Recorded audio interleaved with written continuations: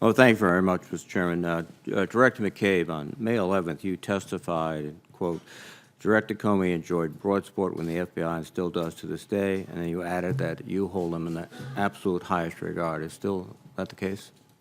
It is, sir. Thank you. Director McCabe, I'm trying to understand the rationale for your unwillingness to comment upon your conversations with Director Comey.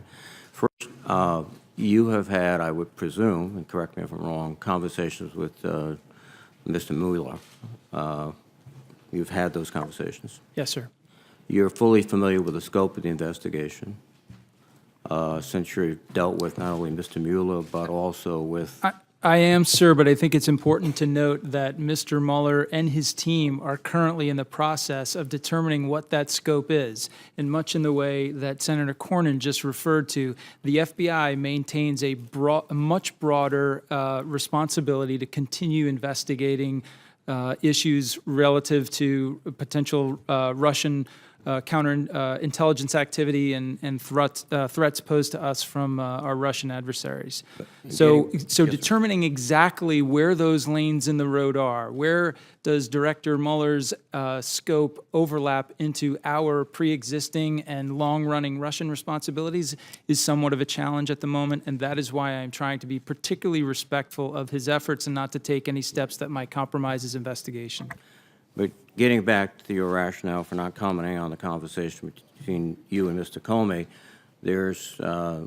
it seems to me that what you've said is that either that is part of a criminal investigation or likely to become part of a criminal investigation, the conversation between the President of the United States and Mr. Comey, and therefore you cannot properly comment on that. Is that accurate? That's accurate, sir.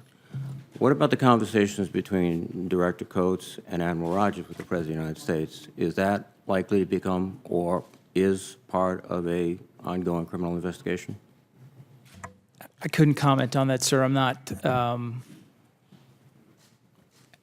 familiar with that, and it wouldn't be, for the same reasons it's not appropriate for me to comment on Director Comey's conversations, I certainly wouldn't comment on those that I'm further away from. Mr. Rosenstein, are you aware of the possibility of an investigation, the conversations that Director Coates and Admiral Rogers have had with the President? My familiarity with that, Senator, is limited to what I read in the newspaper this morning and what we heard here today. Okay. Director Coates, have you had any contact with the Special Prosecutor or any? I have not. Have you been advised by any of your counsels, or private or public, that this conversation that you had with the President could be subject to a criminal investigation? I have not. Admiral Rogers, the same question. To the last question, no, I have not. Okay. Let me just return again to the points that I think Senator King made very well, which is this unwillingness to comment on the conversation with the President, but to characterize it in a way that you didn't feel pressured, yet refusing to answer a very specific and non-intelligence related issue. I don't see how it would impact on the classification and our status, whether or not you were specifically asked by the President to do anything. Do you still maintain that you can't comment on whether you're asked or not? Nothing has changed since my initial response.